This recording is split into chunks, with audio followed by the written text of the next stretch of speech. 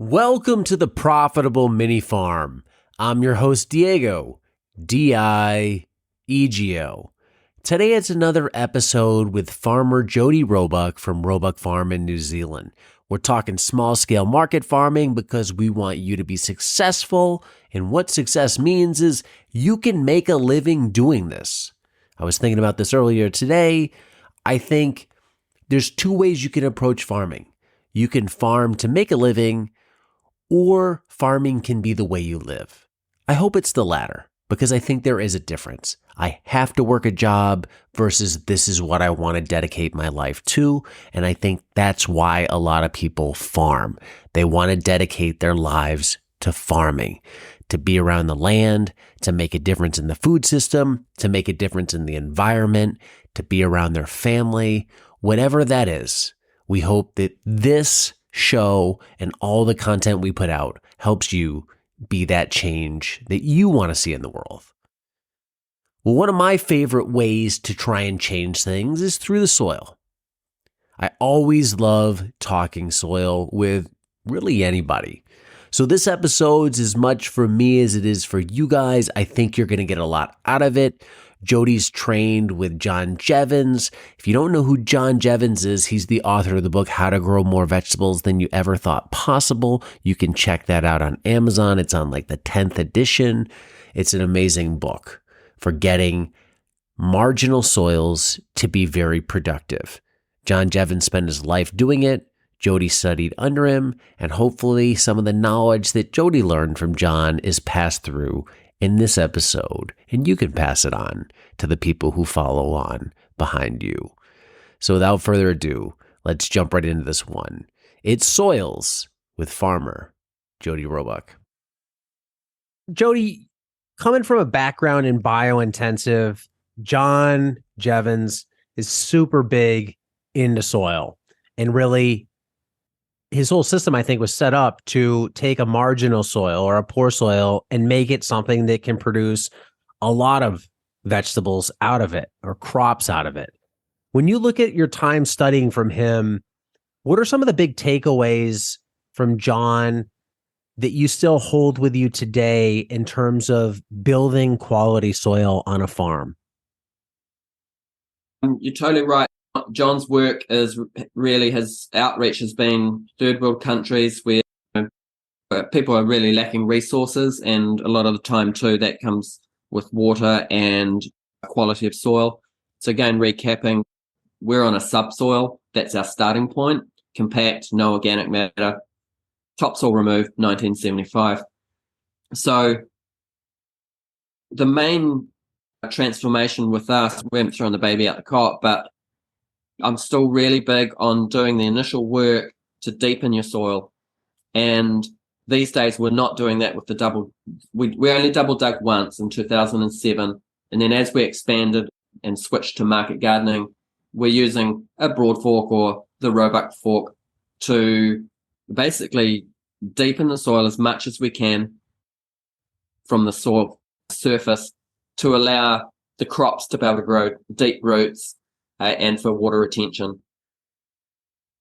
For farms that are starting on poor soil, there's a wide variety of tools to work with to deepen a soil. You could go mechanical and subsoil or chisel plow or rip or even disc that soil to get it started. There's some people on a smaller scale, you're doing tillage up through the very manual double digging process. If you were starting on the same subsoil that you had before you did the farm today, what would be your method of attack if you had to produce a lot of beds? Like, I'm not saying somebody's setting up a garden with 5 beds. If you wanted to lay out 100 beds, so you got to think there's energy and time going into this, what would be your methodology to break that initial soil up and start forming those beds? Would you go the route of some sort of mechanical implement, get somebody in there with a tractor and just have them rip it and then form your beds out of that?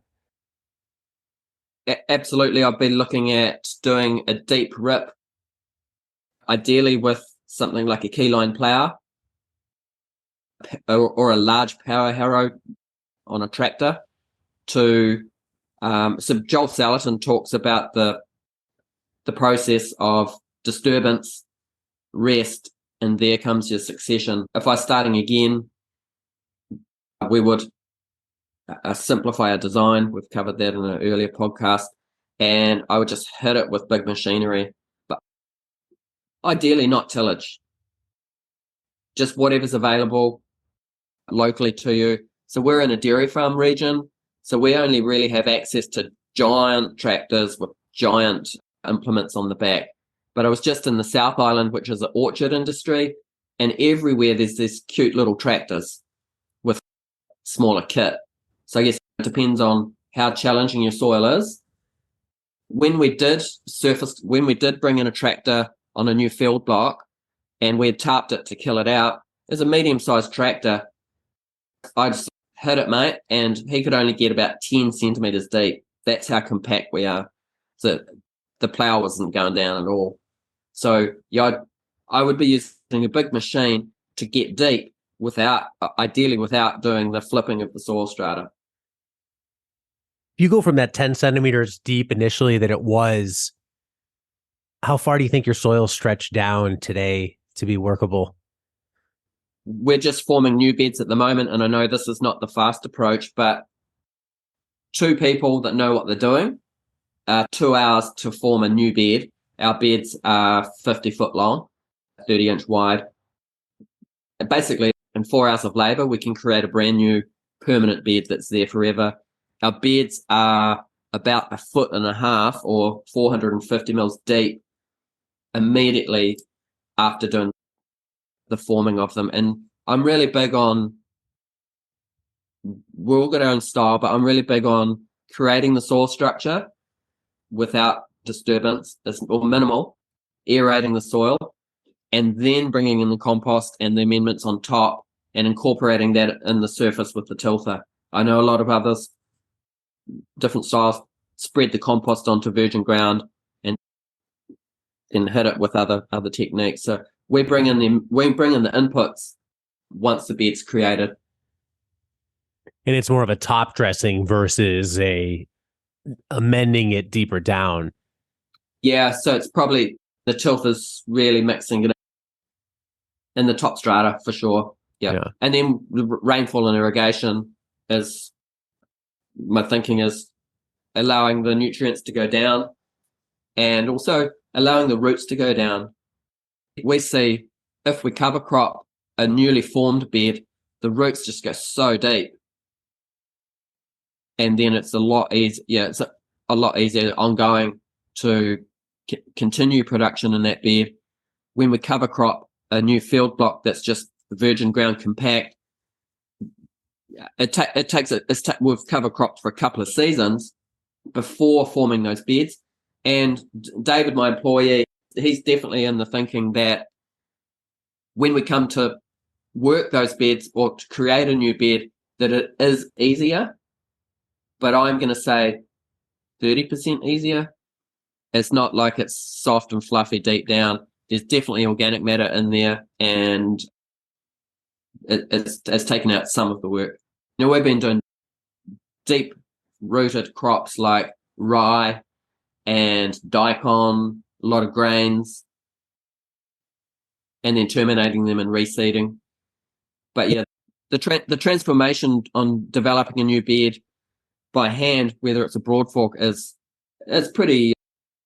If anyone's seen me put my arm into the soil, that can happen same day when you couldn't even push your thumb into the soil prior before preparing a new bed, and then it's a forever bed. With just top dressing some compost on, really by definition, you're not applying that much. It's not like you can put 6 inches of compost on a bed and use the tilther to get it in. It's just not practical, not going to happen. So you're on the lower side of application. There's a lot of schools of thought of when you're first building a bed, get as much organic matter on there as you can access efficiently around you with the resources you have. Do you think, in your experience, just adding that smaller layer to the top, are you missing something by not putting 6 inches on, turning it all in, and then top dressing? Yeah, possibly that would make our beds really high. The challenge for us is, where do we get that much compost? We make our own. The compost available to us is, we've learned our lesson. We're not going back there. So with a new bed being a subsoil, we'll compost it immediately, and then we'll hit, instead of composting it annually there on in, we'll compost it twice a year. And we're putting 1 inch on, and plus amendments, including boron, because we've got none in our soil, and whatever comes back from our soil test. I'm not using a lot of amendments, and we're also just starting to implement spraying the soil and foliar feeding plants with like fish hydrolysate and maybe a bit of worm casting juice, a liquid in there, a few other bits and pieces. Starting to see some pretty nice results with that as well. And we've also got access, one probably our main purchased input is worm castings. And so we'll put about 1/2 inch of worm castings on the bed, on a newly formed bed as well. So inch of compost, 1/2 inch of worm castings, a few minor amendments on top. Just my style, but I like to go spread the worm castings on the bed, rake it out, then the compost, rake that out, and then broadcast amendments on top of that before hitting it with the tilther. We've got the big Makita drill on the tilther, and if you put that drill on number 2, it's pretty much a power harrow. Curtis would say beast mode, and we're really able to incorporate the inputs into that top part of the soil and get things going. In a perfect world, do you want to have every new bed first start with a cover crop before a cash crop? I'm going to jump in here and say it depends on our market stream. If we've got, let's say we take on another supermarket and we know, and we're going into winter, we're going to need more area. We're taking on a new supermarket now going into summer. We know we can keep up with the demand, but going into winter, we're going to need new beds. So generally we are expanding slowly, and that gives us time to cover crop it. So we're cover cropping twice a year. We're cropping, and we're doing that for 2 years, 2 full seasons before we're needing that space generally. So we can see ahead, we need this area, let's get it cover cropped in the interim, and when our market stream demands, we can start forming the beds. And we're also really becoming proactive with having enough compost built and ready ahead of us, so that we've always got mature compost that's friable and finished for hitting greenhouse beds and new beds that we're developing. With a lot of the forking you do on the beds, you use the Roebuck fork. For people who haven't seen it, imagine a broad fork and a pitchfork came together and had a love child that's a smaller version of it. Use that on all your beds. Yep. So we're graduating a little bit, Diego.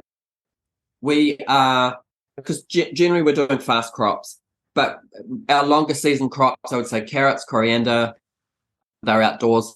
Tomatoes are in the greenhouse, so they don't get the rainfall that we have here. Remember, we're 2.3 meters. Our winter months, we have a foot a month, 300 mils a month.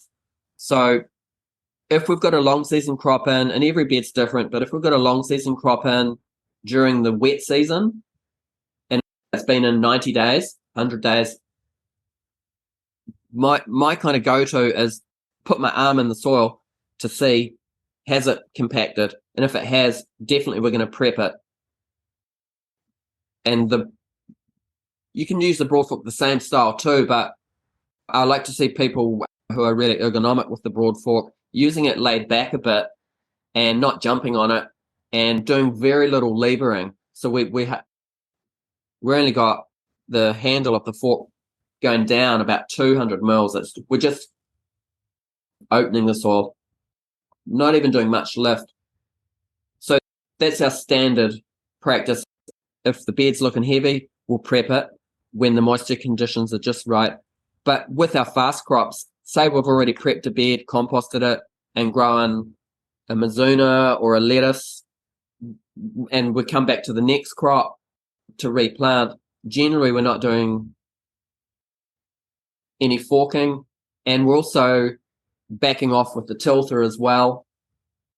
So we're reading each bed with where it's at, what crop is going in next, and how much prep we need to do for it to still be soft and for the roots to be able to take off. How much difference does that make, like a tight soil versus a loose soil? You always hear that, right? Like you want a loose soil. Imagine just potting soil coming straight out of the bag, right? It's super airy, it's fluffy, versus tight soils like a lot of farms have. I've been on some farms recently, and it's, forget getting your arm in, you're not getting your pinky in. It just, it tightens up that much.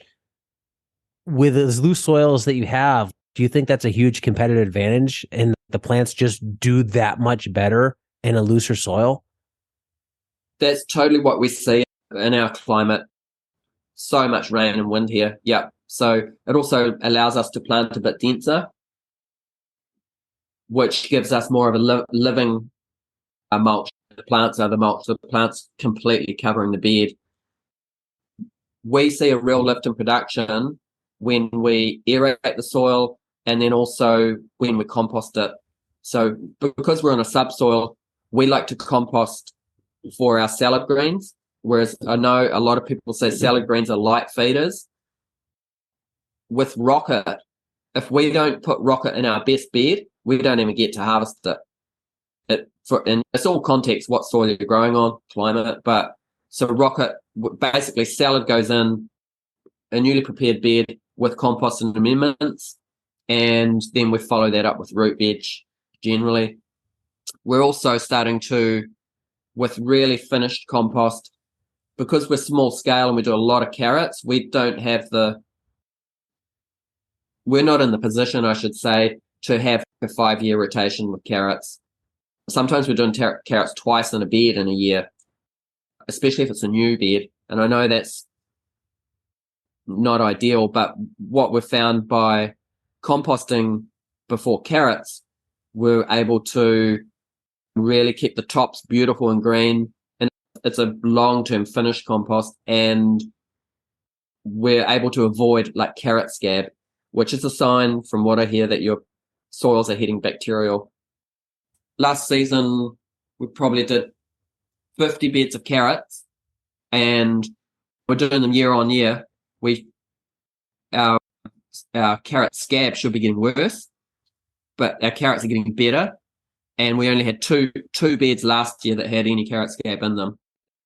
They were horrible. We just got rid of them, and we're noting those beds not to go back with carrots there. So the market garden I consider as the hungry beast, but you can skip ahead on whatever your crop rotation is with fertility. You can bypass your crop rotation.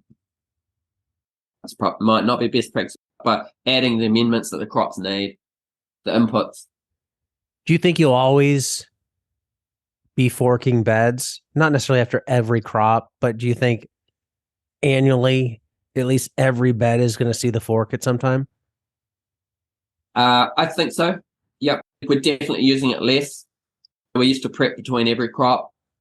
If we've just we're coming into our summer growing season now, things are getting really fast. We might have 2 quick crops in, and then I'll still decide not to do any prep. So we're using it less. How do you make that decision of when to not do it? What are you looking for? I think that's maybe some of the insight people lack. So I'm looking at bed by bed. I'm looking at the color. I can tell, has it been composted recently or a couple of crops ago? I'm looking at the performance of the crop, the color, the evenness, the uniformity, the taste, the yield, and looking at what crops were in there last. And then every bed, I'm just pushing my hand in to see, is it still soft? If it's soft and the bed's looking darker, the last crop in was performing, we'll just replant the next crop straight away.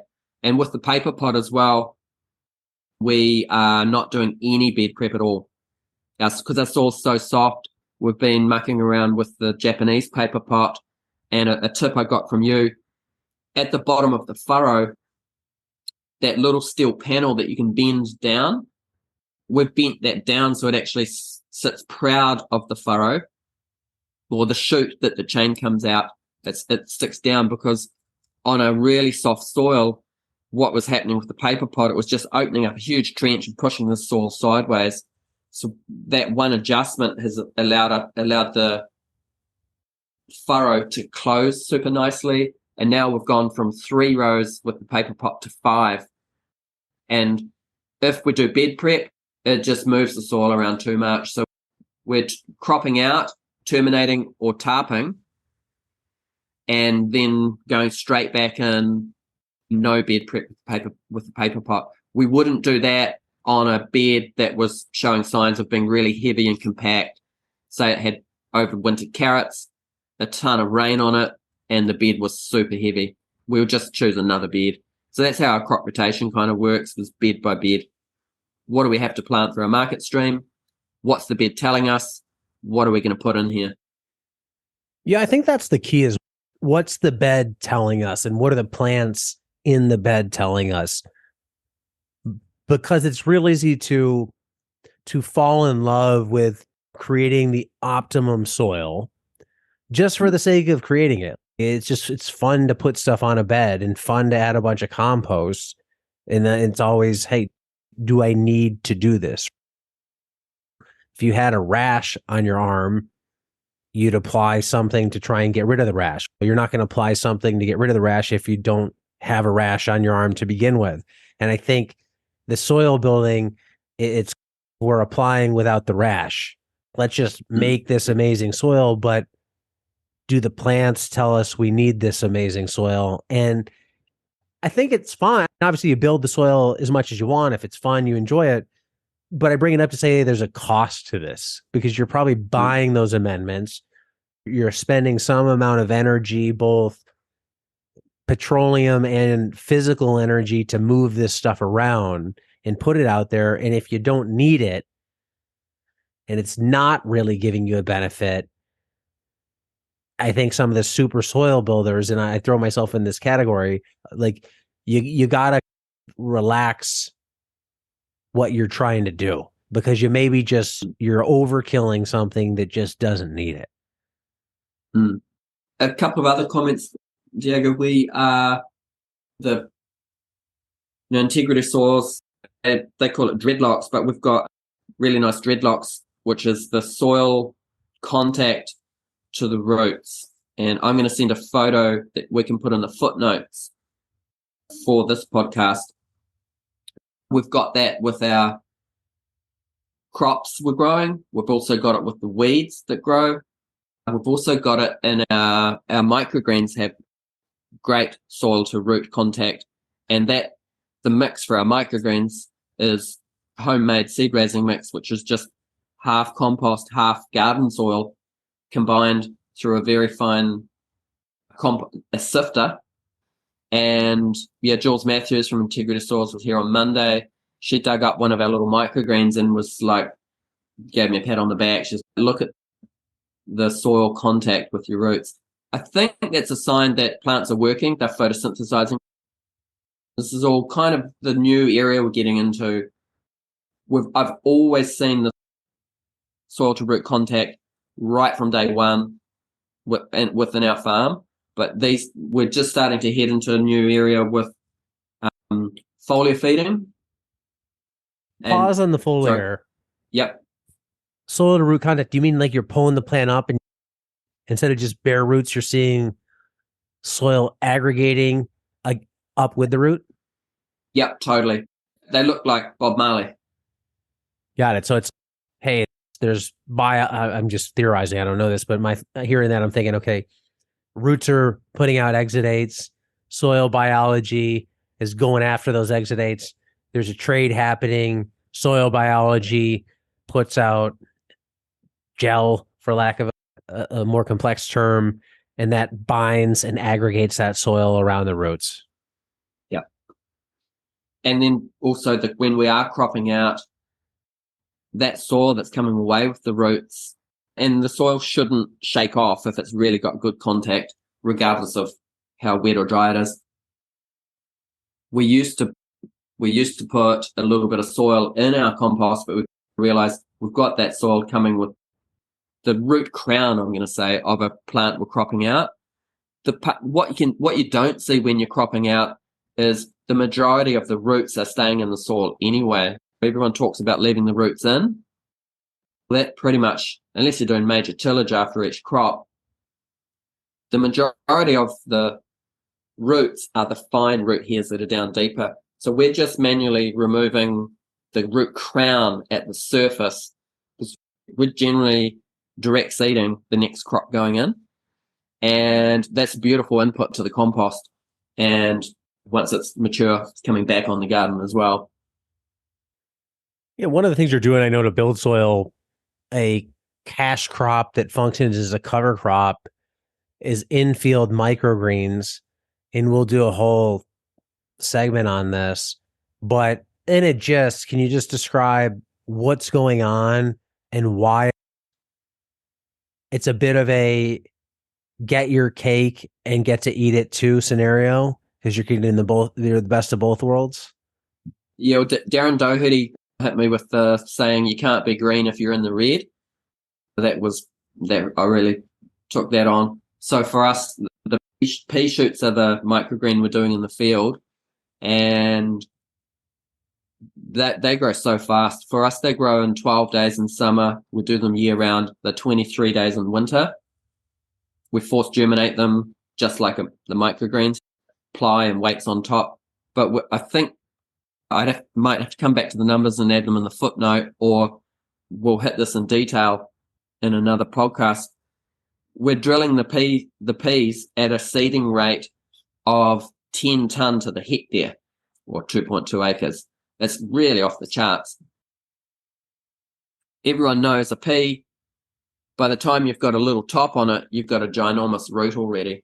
So the beauty of the pea shoots, they're a fast cash crop, but they're also the fastest cover crop that I've seen in terms of how much organic matter, in terms of roots, you can put into the soil just in a matter of days. Like in summer, it's 12 days. Our beds are so soft, we don't stand on them because you sink. It's like sinking sand. After we harvest a bed of pea shoots, you can stand on top of that bed and clean your boots on top of it. It's like a doormat because there's so much organic matter being added in there. You harvest the pea shoots. You're obviously not pulling out the crowns of every little shoot. How do you deal with the matter left in the bed, just in relation to getting the next crop in the bed? So we're putting pea shoots in a bed that hasn't got a lot of fertility. It's at the end of whatever our crop rotation has been. And if we need the space, we want to be growing back in there sooner than later. We hand harvest the peas. Then I can put a line. I use a line trimmer or weed eater. What do you guys call that in the US? String trimmer, yeah. I use a string trimmer, or I can put a triangle blade on the weed eater, and I terminate the surface, rake that off, and then I'll terminate the root crown with the tilther, and then tarp it. And in summer we can cook. We don't do much long season tarping or long duration tarping, and then in summer we can, when we do see the sun, we can break down all of that organic matter in less than 2 weeks. And then generally after the peas, we are coming back to what used to be our standard bed prep of forking the bed, compost amendments, worm castings, and back into the start of our salad cycle. Yeah, I mean, that's really the ideal scenario for any crop, is you leave as much as you can behind because it's a free cover crop. Because you've got the cash part of it off, that's being sold, and the rest of it stays behind. So I love the idea of field micros, and Wise Earth Farms is a farm that I follow pretty well, and they do a lot of that with sunflower, peas, and I've heard some other farms do it. I know some farms have ran into issues with like rodents getting under there and going after that. Do you have any issue with that? our boundary on the farm is a river, so we have giant river rats. We balance that with cats. Our cats just hammer them. Yeah. I'd say we do pea shoots year round. I'd say twice a year a rodent gets in there and does a little bit of damage, usually at the germination time. But then I've got following morning, that river rat's on my doorstep as a trophy. Thanks, Kat. And so they really do. We've got a lot of rodents. They really do a great job. And the cats occasionally get a bird, but we started on a blank canvas. It was just a naked landscape. There wasn't a tree. We planted thousands of trees, which we undergrazed. We've created a lot of diversity on the farm. The bird life is insane. The couple of birds that the cats get, it's not ideal, but it's nothing compared to the life we've created. Today's episode is brought to you by my company, Paper Pot Co. So the episode's sponsored, but it's not an outside sponsor. It's really an inside sponsor. This is our podcast, so we'll tell you a little bit about what we do that helps make this podcast and all the other podcasts possible. Paper Pot Co is a small tool company that focuses on farm efficiency. We want you to be able to plant fast so you can do more. Do other things in life that aren't related to work. Spend time with family, make a change in the world, whatever that might be. The faster you can do things, the more efficiently you can do things, the more time that frees up. So we have a lot of tools like the Paper Pot Transplanter, the Jang Seeder, and our brand new Quick Hoops to hopefully make your time in the field a little less stressful and a little more productive. Thanks for taking some time to listen to this short message. I know it's an ad, but hey, it's what makes this podcast possible. So if you want a way to support the podcast, check us out at paperpot.co. Outside of what we've talked about already, applying compost on some rotations, adding some amendments based on soil tests, where do you fall on some of the other things you can stick in a bed, from remineralization products like an azomite, this one we have over here, or rock dust, to biochars, to different things like that add something to the soil that people perceive to be missing? I look to those that have a lot more experience with me than me, and in terms of inputs and the science behind the soil. Integrity Soils are just such a great resource. We're lucky to have them. It's a New Zealand company. So I'm working a lot with Jules Matthews. Jules is always telling me off that if you start with a new input, just do some trials. Don't put it over the whole farm. And then you've got to test. You can measure. Jules's mantra is measure, amend, measure. And in saying that, she just visited and said, you don't need to do a soil test this year. We're actually testing our vermicast, which has been an input. So some of our inputs, we're advised, we did put rock dust on for one season. We're advised that's irrelevant because we're in a volcanic region. It's not necessary. We've put activated biochar over the farm, humates over the farm, vermicast. We use a little bit of blood and bone. Boron was a game changer for us. We knew we had none. We've got none in our whole region.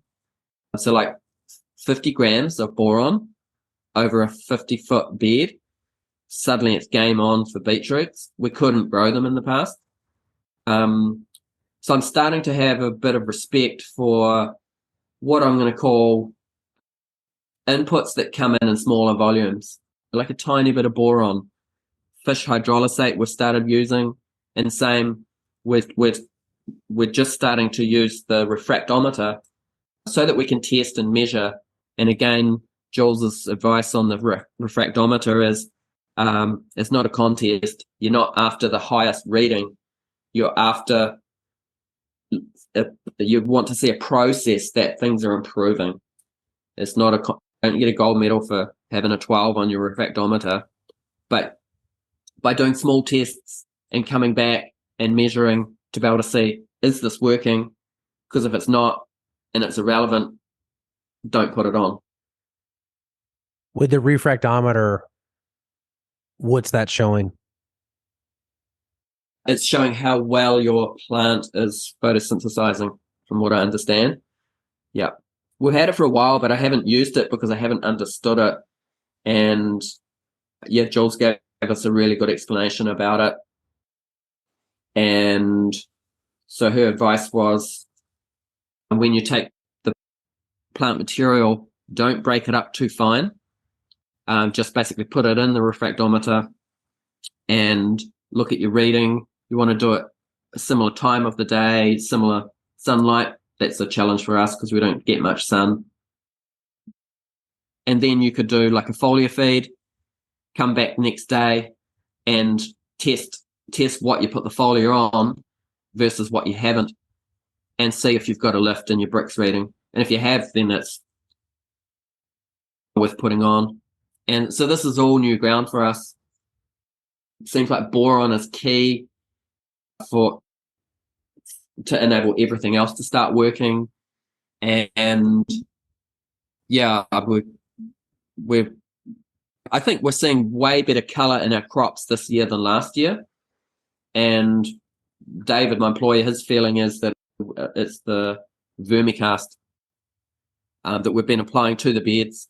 We're starting to now look at more foliar applications, like making a tea from our vermicast to mix with the fish hydrolysate, and looking at how can we steer our soils to be more fungal than bacterial with inputs. And then that'll just be an apply, or in her words, amend, observe, and then re-amend again. So you'll apply stuff, see how it goes. Yeah. And then just base results off of that. Yeah. If you think back through everything that you've learned through the years studying and farming, what are the handful of things you think can make a huge difference in soil? So just distilling it down to the most basic things that make the most difference. If somebody only did these things, they'd probably be pretty good. Really quickly, deepen your soils, create a deep living soil, long, low, cool composting, intensive planting, and covering your soil at all times, whether it's living plants, fabric, shade net to germinate underneath. Yeah, whether you're hot or wet, the shade net on top of a germinating crop when the ground's bare has just been probably one of the biggest game changers. And I learned that from John Jeavons. He's super hot climate. He's in Willits, California, and we're super wet. Cover your soils at all times. Public enemy number one, bare soil. For shading it with structure, is that just the goal there is outside of germination, increasing that, but when you shade it, you get more even soil moisture all the way to surface, and then that just allows the biology to do that much better, be it the plants in the ground, the biology in the soil, or soil exposed, it's going to start drying out top down. Once it starts drying out, biology goes away. Yeah, great moisture retention using the shade net on the ground. It's just one layer of 70% shade. It's amazing in the heat of a day. You can lift back the shade net and you can see the edge of the bed that's bone dry, and underneath the shade net you can see the retention in there. Really, really helps us with giving us really nice even germination. One other thing I'm curious about, your compost you make on the farm. What are the inputs? Is it just farm products like tomato vines and the lettuce crowns and that type of thing that you're not using? Or are you also mixing in other stuff that's not necessarily farm related? So yeah, everything that comes out the garden, we're composting and it gets returned.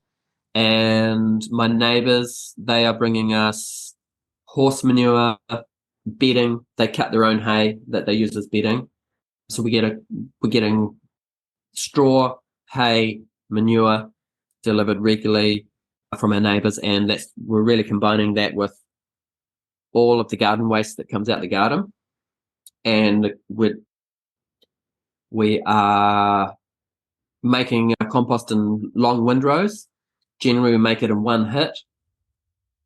We aim for 50% carbon or dry material at construction, and we've been able to keep that for decades under 60 Celsius.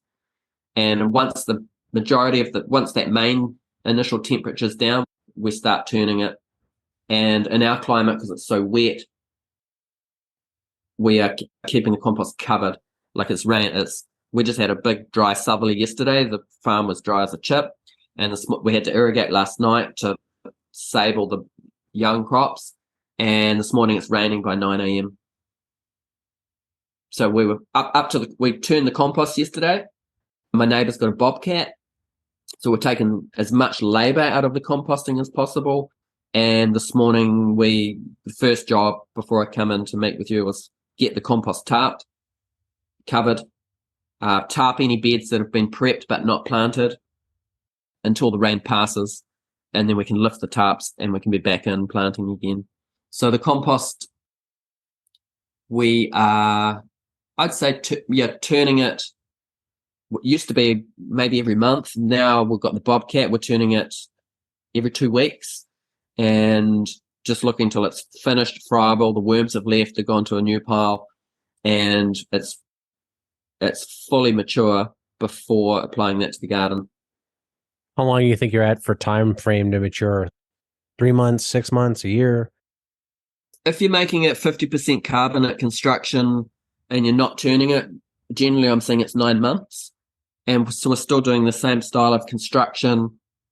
It's very unscientific, but what I'm seeing is each time you turn it, you can take a month off your duration. So a pile unturned that would take 9 months, if you turn it 5 times, we're having it ready in 4 months.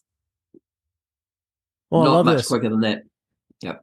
Yeah, no, it's really cool hearing your approach to soils and all that. And people can check out your Instagram to get a more visual view of everything that you're doing over there. You document a lot of that stuff. But yeah, thanks for chatting soils today. My pleasure. Thanks, Diego. There you have it, Jody Roebuck of Roebuck Farm. If you enjoyed this episode, can you do me a favor? Leave a review on iTunes.